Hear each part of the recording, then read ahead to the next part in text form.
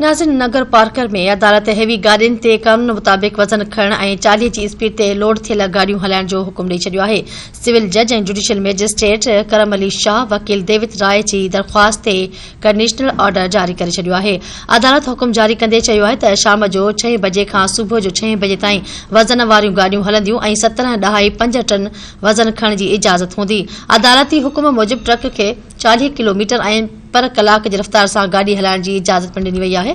अदालत TSP Nagar Parker ऐं SHO Nagar Parker खे सख़्ती सां हिदायत कई आहे त हू ऑर्डर खे मुकमल तौर ते अमल कराए ड्राइवरनि जा लाइसेंस चेक करे रोज़ाने जी बुनियाद ते अदालत में रिपोर्ट पेश कनि। जॾहिं त हुकुम ते अमल न कंदड़ एमबीसी ट्रांसपोर्ट कंपनी ऐं एनकेबी ट्रांसपोर्ट कंपनी जे मालिकनि जे ख़िलाफ़ केस दाख़िल कयो वञे।